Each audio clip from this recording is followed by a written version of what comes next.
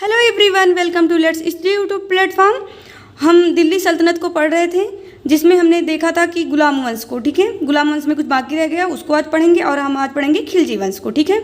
हमने बताया था, चलिए हल्के हल्के में देख लेते हैं एक बार। गौरी के 4 मुख्य गुलाम थे, कुतुबुद्दीन ऐबक, कुबाचा, यलदौज और बख्तियार खिलजी, ठीक है। कुतुबुद्दीन ऐबक जो था वो लाहौर के साइड में रहता था। तो देखिए हमने बताया था, देखिए इसमें 5 वंश आए थे दिल्ली सल्तनत में। पहला कौन था? गुलाम वंश, खिलजी वंश, तुगलक वंश, सैयद वंश, लोदी वंश, ठीक है। इसको याद करने का हमने ट्रिक बताया था। वंश का अगर याद करना है तो गुलाब खिले तो सांस लो, गुलाब से गुलाम, खिले से खिलजी, तो से तुगलक, सांस से सैयद, लो से लोदी। तो इसका क्या हो गया? गुलाम खिलजी, पहले गुलाम वंश आया, फिर खिलजी, फिर तुगलक, फिर सैयद, फिर लोदी। उसके बाद संस्थापक के बारे में हमने बताया था। ऐबक जल गया खीबों से। ऐबक ने गुलाम वंश का, जलालुद्दीन ने खिलजी वंश का, ग्यासुद्दीन गया से ग्यासुद्दीन तुगलक वंश का, खी से खिज्र का सैयद वंश का, बो से बहलोल लोदी, लोदी वंश का, ठीक है। उसके बाद ये देखिए कार्यकाल भी हमारे एग्जाम में पूछ लेता है, तो इसको याद करने का ट्रिक हमने बताया था। तुगलक सखी, तू से तुगलक वंश, ग से गुलाम वंश, ल से लोदी वंश, स से सैयद वंश, ख से खिलजी वंश। अर्थात सबसे ज़्यादा शासन किसका रहा? किस वंश का? तुगलक वंश का, फिर गुलाम वंश का, फिर लोदी वंश का, फिर सैयद वंश का। सबसे कम शासन किसने किया था? खिलजी वंश सबसे कम समय तक था, ठीक है। उसके बाद हमने गुलाम वंश को देखा। गुलाम वंश के संस्थापक कौन थे? कुतुबुद्दीन ऐबक थे। अब देखिए इसकी दरबार, देखिए ऐसे पूछ लेता है गुलाम वंश का दरबारी भाषा क्या था? तो फारसी था। फिर हमने देखा प्रथम शासक कुतुबुद्दीन ऐबक थे। संस्थापक कौन था?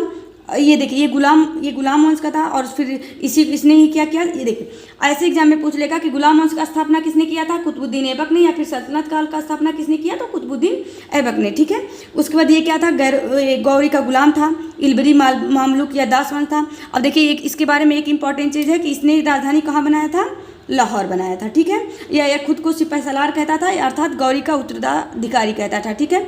इसने अपने नाम का कभी खुतबा नहीं पढ़वाया था। इसने सुल्तान की उपाधि कभी धारण नहीं की थी, ठीक है।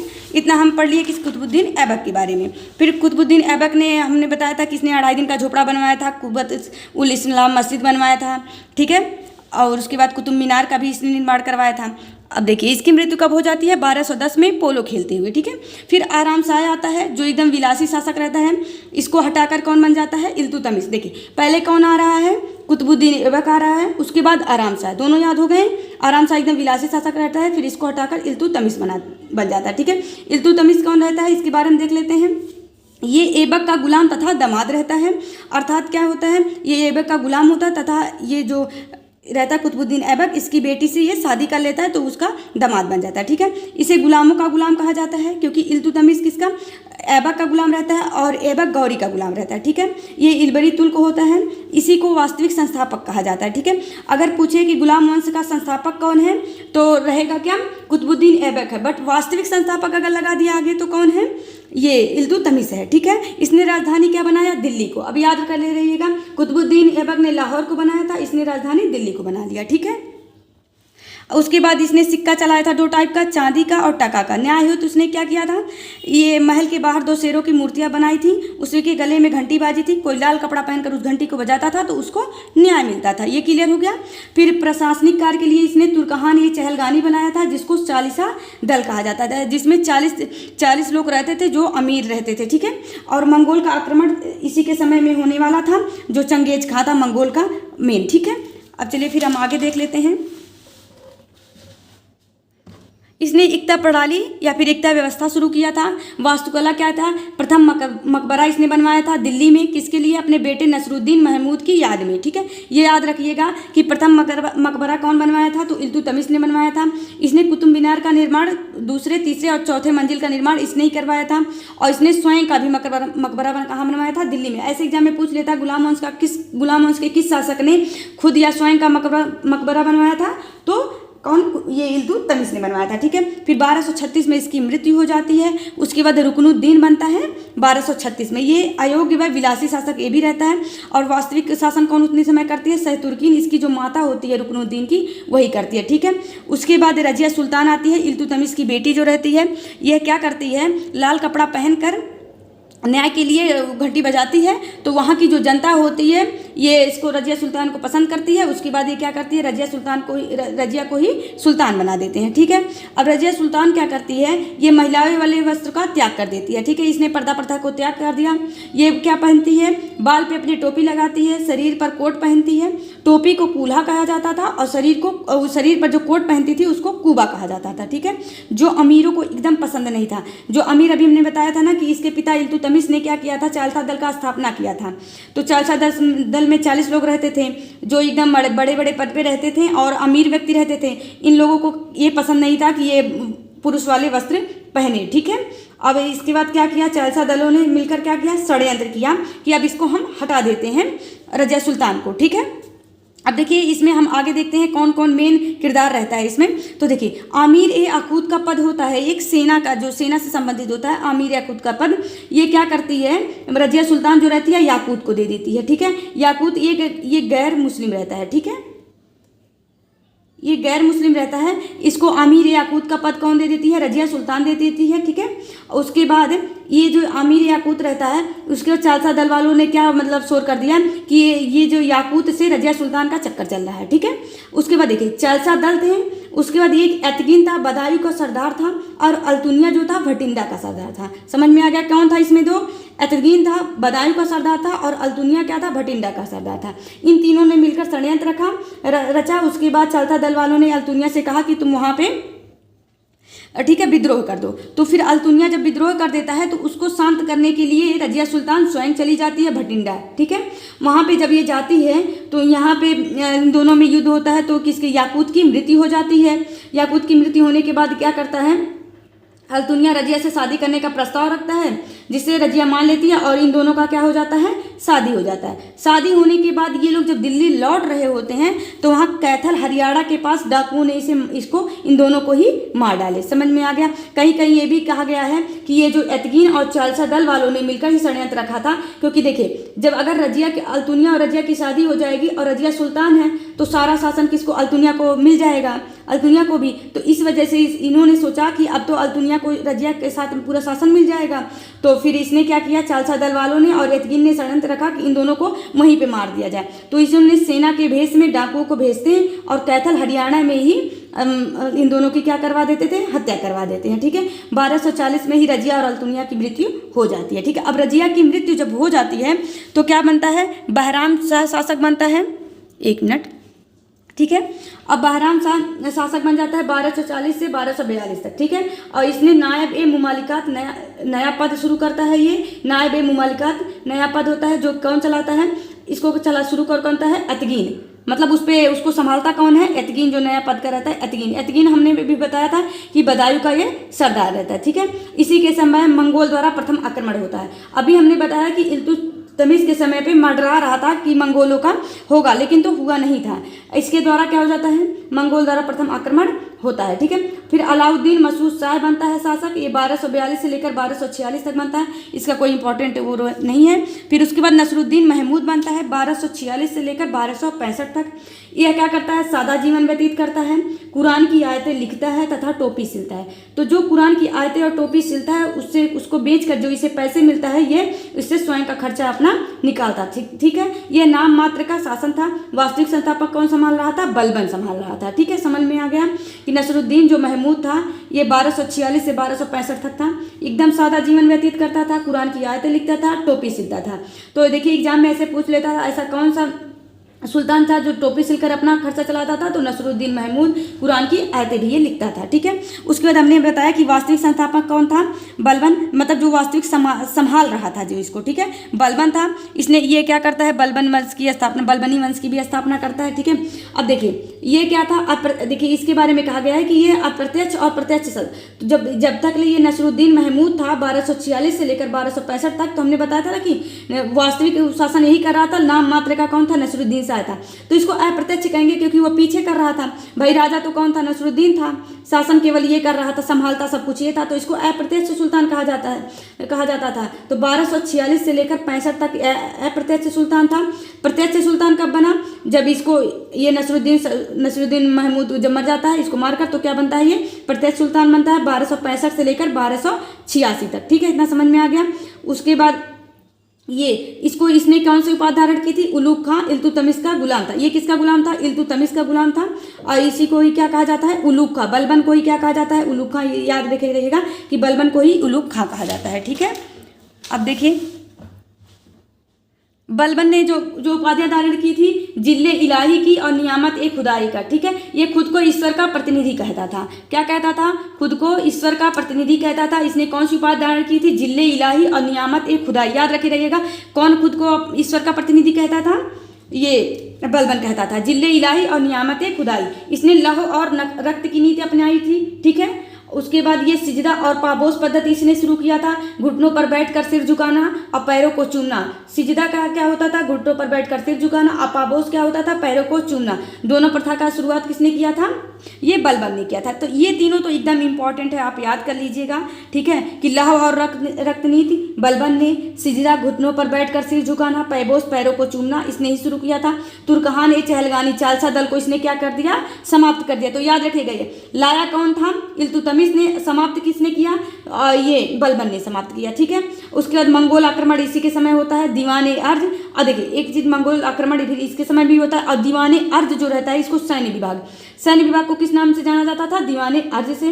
उसके बाद इसकी मृत्यु जब हो जाती है 1986 में, उसके बाद कैकुबाद आता है 1287 से लेकर 1290 तक शासन करता है। उसके बाद कैमूर्स आता है 1290 तक शासन करता है। इन दोनों के बारे में कुछ उतना इंपॉर्टेंट नहीं है, बस आप सन याद कर लीजिएगा कौन आता है उसके बाद कौन आता है। तो पहले कैकुबाद आता है, उसके बाद कैमूर्स आता है। ठीक है, उसके बाद यहाँ से ये कैमूर्स की हत्या करके उसके बाद खिलजी वंश की स्थापना होता है। अभी हम खिलजी वंश को आगे पढ़ेंगे, पहले हम क्या करते हैं, जो गुलाम वंश से इंपॉर्टेंट क्वेश्चन है वो पढ़ लेते हैं। ठीक है, कुतुबुद्दीन ऐबक ने राजधानी बनाया था कहाँ को, लाहौर को, अभी हमने बताया था। अब देखिए लाहौर राजधानी किसने बनवाया था, कुतुबुद्दीन ने। इल्तुतमिश ने कहाँ बनवा दिया था, दिल्ली। इल्तुतमिश ने राजधानी कहाँ बनाया, दिल्ली को, और इसने कहाँ बनवाया था, लाहौर को। चौगान पोलो खेलते हुए किसकी मृत्यु हुई थी, तो ऐबक की मृत्यु हुई थी। प्रथम महिला मुस्लिम शासिका कौन थी, रजिया थी। गुलामों का गुलाम किसे कहा जाता है, इल्तुतमिश को। नवरोज प्रथा का प्रारंभ किसने किया था, बलबन ने। भी हमने बताना भूल गया तो इसको याद रखिएगा, इंपॉर्टेंट है। नवरोज प्रथा का प्रारंभ किसने किया था, बलबन ने। बलबन का वास्तविक नाम क्या था, गियासुद्दीन बलबन था या फिर बहाउद्दीन, ये भी इंपॉर्टेंट है। क्या था बलबन का वास्तविक नाम, गियासुद्दीन बलबन या फिर बहाउद्दीन था। ठीक है, गुलाम वंश का अंतिम शासक कौन था, शमसुद्दीन कैमूर्स। अभी हमने बताया था ना, कैमूर्स 1290 में अंतिम शासक बनता है। रक्त एवं लौह नीति किसने अपनाया था, बलबन ने। उलूग खां किसको कहा जाता है, बलबन को। एक मिनट, उलूग खां किसको कहा जाता है, बलबन को। सिद्धा एवं पापोस प्रथा की शुरुआत किसने की है, बलबन ने। 2.5 दिन का झोपड़ा किसने बनवाया था, ऐबक ने। ठीक है, दीवाने अर्ज किसको कहा जाता है, सैन्य विभाग को कहा जाता है। और तुर्कहान ये चहलगानी को किसने समाप्त किया था, बलबन ने। ये हमारी इंपॉर्टेंट क्वेश्चन है जो यूपी ट्रिपल एससी में पूछे गए हैं। फिर चलिए हम आगे देखते हैं खिलजी वंश को। ठीक है, अब देखिए खिलजी वंश का जो था 1290 से लेकर 1320 तक, ये 30 वर्षों तक ये चला था। सबसे कम शासनकाल इसी का था। अभी हमने बताया था ना, तुगलक सखी खी से खिलजी लास्ट में आया था, और तुगलक वंश का सबसे ज़्यादा था। ठीक है, अब हम खिलजी वंश को देख लेते हैं। इसके संस्थापक कौन होते हैं, जलालुद्दीन फिरोज शाह खिलजी। कौन होते हैं, जलालुद्दीन फिरोज शाह खिलजी। ये क्या करते हैं, जो कैमूर्स की हत्या करके ये बन जाते हैं। जलालुद्दीन फिरोज शाह खिलजी ने क्या किया था, खिलजी वंश की स्थापना की थी। ये निम्न श्रेणी के तुर्क थे। याद रखिएगा, जो खिलजी वंश के लोग थे ये निम्न श्रेणी के तुर्क थे। ठीक है, ये इंपॉर्टेंट है, बहुत बार पूछा है कि खिलजी वंश के कैसे थे, तो निम्न श्रेणी के तुर्क थे। ठीक है, ये गुलाम वंश के सुल्तान कैकुबाद का सैन्य अधिकारी था। जो गुलाम वंश का सुल्तान था ना कैकुबाद, उसके बाद कैमूर्स आता, तो ये कैकुबाद का क्या था, सैन्य अधिकारी था। फिर ये कैमूर्स की हत्या कर देता है, उसके बाद ये अपना खिलजी वंश का स्थापना कर देता है। ठीक है, 1290 में ये क्या करता है, खिलजी वंश की स्थापना कर देता है। इसने क्या किया, लौह रक्त नीति को त्याग दिया। लौह रक्त नीति को किसने लाया था, अभी हमने बताया बलबन ने इसको लाया था, लौह और रक्त नीति। और इसने क्या किया, ये जो जलालुद्दीन फिरोज शाह था इसने इसको समाप्त कर दिया। ठीक है, फिर इसके भी समय पे मंगोल आक्रमण होता है। ठीक है, मंगोल आक्रमण आगे पढ़ोगे आप लोग तो समझ में आ जाएगा। ठीक है, फिर उसके बाद कौन आता है, अलाउद्दीन खिलजी आता है। पहले देखिए, पहले कौन आता है, जलालुद्दीन फिरोज शाह खिलजी। उसके बाद अलाउद्दीन खिलजी आता है। इसका शासन कब रहता है, 1296 से लेकर 1316 तक। ठीक है, इसका नाम और क्या रहता है, अली गुरसाप। इसका याद रखिएगा, इसका और एक नाम क्या था, अली गुरसाप था। यह जलालुद्दीन का भतीजा था। ठीक है, मतलब जलालुद्दीन के भाई का लड़का था, वह दामाद था। इसकी बेटी की भी शादी इसी से हो जाती है। ठीक है, तो ये भतीजा व दामाद दोनों था, किसका? जलालुद्दीन का, ठीक है। इसने जलालुद्दीन की हत्या करके कहाँ पे की थी? कड़ा और मानिकपुर का क्षेत्र था, वहाँ पे ये क्या करता है? जलालुद्दीन की हत्या कर देता है और स्वयं क्या बन जाता है? अपने ही स्वयं सुल्तान बन जाता है, ठीक है। इसने उपाधियां क्या क्या धारण की थी, ये भी इंपॉर्टेंट है। सिकंदर ए सानी, इसको सिकंदर सेकंड कहा जाता है, तो इसने कौन सी उपाधि धारण की? सिकंदर ए सानी की, यामिन उल खुलामत नसीरी की, यामिन उल खिलाफत नसीरी की, आमिर उल मोमिनीन की, आमिर उल मोमिनीन की, ठीक है। ये सिकंदर ए सानी तो इंपॉर्टेंट है, याद रखिए रहेगा। सिकंदर ए सानी नहीं, सिकंदर सेकंड अलाउद्दीन खिलजी, ठीक है। उसके बाद इसने राज्याभिषेक अपना कब करवाया था? 1296 में, ठीक है। इसने राज्याभिषेक करा दिया। इसने क्या किया? उलेमा और काजी को कहा कि आप लोग शासन से अलग रहिए, ठीक है। उलेमा कौन रहते थे? जो धर्म के बारे में बताते थे इन लोगों को, और काजी को इन्होंने शासन से एकदम अलग कर दिया। इसने सैन्य सुधार किया, ठीक है। और अमीर लोगों के मेल मिलाप पर रोक लगा दिया कि जो अमीर लोग हैं वो आपस में कहीं भी मिले ना, क्योंकि जब ये लोग मिलते हैं तो ये लोग षड्यंत्र रचते हैं, तो जब ये लोग मिलेंगे नहीं तो कोई षड्यंत्र होगा नहीं। इसने क्या किया? अमीर लोगों के मेल मिलाप पर रोक लगा दिया। एग्जाम में ऐसे पूछ लेगा कि किस शासक ने अमीर लोगों के मेल मिलाप पर रोक लगा दिया था? तो अलाउद्दीन खिलजी ने। अब देखिए, इसने आर्थिक सुधार में क्या किया? बाजार नियंत्रण व्यवस्था शुरू की। फिर उसने सैन्य सुधार किया, नियमित सेना रखी, घोड़े को दगवाना शुरू किया। अब देखिए, ये भी एग्जाम में इंपॉर्टेंट है, क्वेश्चन याद रखिए रहेगा, पूछ लेता है घोड़े को दगवाने की प्रथा किसने शुरू की थी? तो अलाउद्दीन खिलजी ने किया था। इसने सैनिकों का हुलिया लिखवाया। देखिए, क्योंकि देखिए अभी तो आधार कार्ड है, पैन कार्ड है, इससे आप लोग जान जाते हैं कि हाँ किसका कैसे फोटो खींचने का तब तो व्यवस्था था नहीं, तो इसने क्या किया था? सैनिकों का हुलिया लिखवाना शुरू किया था, कि मतलब उसको लिखवा देता था कि कैसे कैसे देखने में कैसे कैसे लगता है, ठीक है। उसके बाद बाजार नियंत्रण प्रणाली में इसने क्या किया? वस्तुओं के दाम इसने कम किए, और इसने सार्वजनिक वितरण प्रणाली शुरू की, ठीक है। इसका जनक कहा जाता है, सार्वजनिक वितरण प्रणाली। जैसे अभी गाँव में ये चावल एक दाम पे मिलते हैं ना, चावल दाल इत्यादि, गेहूं, तो ऐसे ही इसने क्या किया था? सार्वजनिक वितरण प्रणाली शुरू की थी। इसका जनक कहा जाता है, और इसने सहना ए मंडी भी शुरू की थी, ठीक है। उसके बाद आर्थिक सुधार, इसने खालसा भूमि विस्तार, सरकारी भूमि। अब देखिए, इसने क्या किया था आर्थिक सुधार में? खालसा भूमि विस्तार किया था। सरकार, अब देखिए खालसा भूमि विस्तार किसको कहा जाता है? खालसा भूमि। सरकारी भूमि को क्या कहा जाता है? खालसा भूमि कहा जाता है, ठीक है।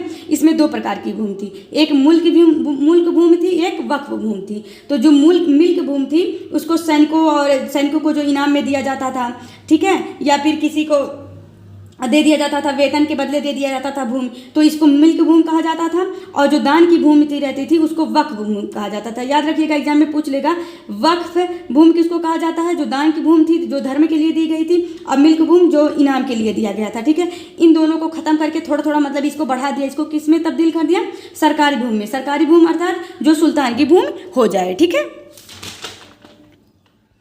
उसके बाद फिर आगे हम देखते हैं, इसने कर को क्या कर का दर इसने बढ़ा दिया था। इसने विभाग शुरू किया था, दीवान ए मुस्तखराज और दीवान ए रियासत, ठीक है। दीवान ए मुस्तखराज और दीवान ए रियासत, इसने दो विभाग शुरू किया था। इसने अन्य कर, देखिए इंपॉर्टेंट है, घरीचर और करीचर इसी ने ही लगाया था, ठीक है। क्या लगा? अलाउद्दीन खिलजी ने ही क्या लगाया था?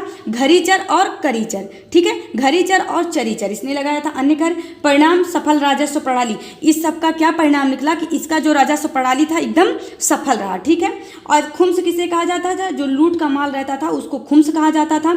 इसके कितने सेनापति थे? 4 सेनापति थे, उलूग खां, जफर खां, नुसरत खां, मलिक कफूर। तो जो उलूग खां था इसने उत्तर भारत पे अभियान किया था, जफर खां कोई कहाँ भेजा था? मंगोल साइड में। नुसरत खां, देखिए उलूग खां और नुसरत खां दोनों साथ ही में करते थे, ये उत्तर भारत में, ठीक है। और मलिक कफूर को ये दक्षिण भारत में भेजा था। एग्जाम में पूछ लेता है कि अलाउद्दीन खिलजी ने दक्षिण भारत के अभियान के लिए किसको भेजा था? तो मलिक कफूर को। और उत्तर भारत में उलूग खां और नुसरत खां को भेजा था, और जफर खां को मंगोल पे भेजा था, ठीक है। अब इसकी विजय अभियान हम देख लेते हैं कौन कौन से थे। देखिए 2 अभियान किया था, एक उत्तर भारत में, एक दक्षिण भारत में, ठीक है। उत्तर भारत का देख लेते हैं, इसने गुजरात विजय किया था 1298 में। कहाँ? अभी हमने बताया था कि उत्तर भारत में किसको भेजा था? उलूग खां और नुसरत खां को। राजा राय करण सिंह, किसके बीच हुआ था? उलूग खां और नुसरत खां एक साइड थे, और राजा राय करण उतने समय वहाँ के गुजरात विजय में शासन थे, ठीक है। यहीं पर मलिक कफूर को, देखिए गुजरात विजय में ही मलिक कफूर को खरीद कर लाया था किसने? 1,000 दिनार में, ठीक है। याद रखिएगा, गुजरात विजय में ही इसने क्या किया था? मलिक कफूर को खरीद के लाया था 1000 दिनार में, ठीक है। फिर उसके बाद रणथंभौर अभियान होता है, वहाँ के राजा कौन थे? हमीर देव राजा थे। फिर चित्तौड़गढ़ का होता है, जहाँ राणा रतन सिंह रहते हैं। रानी, जो पद्मावत मूवी बनी है ना, इसी पे बनी है, ठीक है। रानी पद्मावती रहती है वहाँ पे, और राणा रतन सिंह रहते हैं चित्तौड़गढ़ में। और अलाउद्दीन वहाँ स्वयं गया था, ठीक है। और ये पद्मावती को देखता है, इन पे मुग्ध हो जाता है, इसके बारे में कहानी जो भी है, ठीक है। चित्तौड़गढ़ का अभियान, राजा रतन सिंह वहाँ पे थे, ठीक। अलाउद्दीन वहाँ पे स्वयं जाता है, ठीक है। उसके बाद मालवा में जाता है, महलक देव वहाँ पे राजा रहते हैं, ठीक है। फिर उसके बाद ये दक्षिण भारत का अभियान करता है। देखिए यहाँ पे ये भारत का नक्शा है, तो महाराष्ट्र, कर्नाटक, तमिलनाडु और तेलंगाना, यहाँ 4 जगह करता है। तो देवगिरी अभियान, ये जो महाराष्ट्र के साइड में रहता है, वहाँ पे कौन रहते हैं, रामचंद्र देव रहते हैं, ठीक है। देव से देवगिरी रिलेट कर लीजिएगा, रामचंद्र देव। फिर तेलंगाना अभियान करता है, जो वारंगल में रहता है, यहाँ प्रताप रुद्र देव रहते हैं, और यहीं से क्या होता है, कोहिनूर हीरा प्राप्त होता है, याद रखिएगा, ये इंपॉर्टेंट है। वारंगल, इसी को वारंगल अभियान भी कहा जाता है, जो तेलंगाना के पास था, यहीं से कोहिनूर हीरा प्राप्त होता है, ठीक है। फिर होयसाल होता है, वीर भल्लाल देव रहते हैं। फिर पांडे होता है, जहाँ का वीर पांडे, ठीक है। इतना इसने क्या किया था, नीति अपना विजय अभियान इसने चलाया था, ठीक है। फिर हम आगे देख लेते हैं। इसके बाद क्या होता है, देखिए यहाँ यहीं पे जो होता है, सॉरी 1 मिनट, आगे ही देख लेते हैं, ठीक है। इसका वास्तुकला हम देख लेते हैं। वास्तुकला इसने क्या बनवाया, अलाई दरवाजा, सीरी का किला, 1000 खंबा महल, जमीयत खाना मस्जिद, किसने बनवाया था, अलाउद्दीन खिलजी ने। क्या बनवाया, अलाई दरवाजा, सीरी का किला, 1000 खंबा महल और जमीयत खाना मस्जिद, इसने बनवाया था, ठीक है। उसके बाद इसकी मृत्यु हो जाती है 1316 ईस्वी में, इसकी मृत्यु हो जाती है किस रोग से, जलोदर रोग से। इसके पेट में पानी भर जाता है, तो इसी को जलोदर रोग कहा जाता है। 1316 में इसकी मृत्यु हो जाती है। फिर इसके बाद शासन कौन बनता है, सिहाबुद्दीन, इसका पुत्र जो रहता है सिहाबुद्दीन बनता है। फिर ये भी मतलब उतना योग्य शासक नहीं होता है। फिर मुबारक खिलजी बनता है, ठीक है। इसके बारे में थोड़ा इंपॉर्टेंट देख लीजिएगा। 1316 से 1320 तक ये क्या करता है, अपने आप को ही, स्वयं को ही खलीफा कहता है कि मैं खलीफा हूँ, ठीक है। और ये अपने आप को अल इमाम भी कहता है। और ये क्या करता था मुबारक शाह खिलजी, ये स्त्रियों का कपड़ा पहन लेता था, ठीक है। स्त्रियों का कपड़ा पहनकर ये दरबार में चला आता था। तो एग्जाम में ऐसे पूछ लेता है कि कौन सा सुल्तान ऐसा था जो स्त्रियों का कपड़ा पहनकर चला आता था, तो मुबारक खिलजी था। ये इंपॉर्टेंट है इसके बारे में। और ये स्वयं को ही खलीफा कहता था कि मैं ही खलीफा हूँ, कोई खलीफा वगैरह नहीं है, मैं ही खलीफा हूँ, ठीक है। और उसके बाद फिर आता है, अब देखिए इसके बाद इसी का एक सेनापति रहता है खुसरो शाह, जिसको नसरुद्दीन खिलजी कहा जाता है। क्या, खुसरो शाह रहता है, जिसका नाम खुसरो शाह रहता है, इसका नाम हो जाता है नसरुद्दीन खिलजी। ये 1320 में क्या, ये मूल रूप से हिंदू रहता है। एक याद रखिएगा, जो नसरुद्दीन खिलजी रहता है, जो अंतिम शासक रहता है, ये मूल रूप से हिंदू रहता है, ठीक है। ये क्या कहता है, पैगंबर का सेनापति कहता है, ठीक है। ये मुबारक शाह खिलजी का ये जो है, देखिए ये कहता था मुबारक खिलजी कि मैं स्वयं को खलीफा ही कहता था। ये पैगंबर का सेनापति खुद को कहता था, कौन, नसरुद्दीन खिलजी कहता था, नसरुद्दीन खिलजी, ठीक है। और ये मूल रूप से क्या था, हिंदू था, ठीक है। यहीं से उसके बाद देखिए यहाँ पे ये खत्म हो जाता है। फिर इसके बाद गाजी मलिक आता है, जो तुगलक वंश की स्थापना करता है, ठीक है। इसके बाद हमको कल पढ़ना है तुगलक वंश। तो आप लोग को इतना समझ में आ गया, ठीक है। हमने क्या क्या पढ़ा एक बार देख लीजिए हल्का सा, ठीक है। 1 मिनट, देखिए हमने, आप ये याद रखिए, गुलाम वंश, खिलजी वंश, तुगलक वंश, सैयद वंश, लोधी वंश, इसका ये डेट भी याद कर लीजिए। देखिए गुलाम वंश का 1206 से लेकर 1290, 1290 से लेकर 1320 तक खिलजी वंश, उसका तुगलक वंश 1320 से 1414 तक, फिर 1414 से 1451 तक सैयद वंश, फिर 1451 से 1526 तक लोधी वंश। आप लोग 5-6 बार कहोगे तो आप लोग को याद हो जाएगा, ठीक है। 1206 से 1290, 1290 से 1320, 1320 से 1414, जो यहाँ पे खत्म हो रहे हैं इसे स्टार्ट हो जा रहा है, 1414 से 1451 और 1451 से 1526, ठीक है। ये इन लोग का शासनकाल था। तो चलिए फिर हम कल के लेक्चर में देखेंगे तुगलक वंश। तब तक आप लोग गुलाम वंश और खिलजी वंश को अच्छे से तैयार कर लीजिए, और इससे जो इंपॉर्टेंट क्वेश्चन है उसको भी सॉल्व कर लीजिए, ठीक है। ओके, आप लोग तैयार करिए, बाय।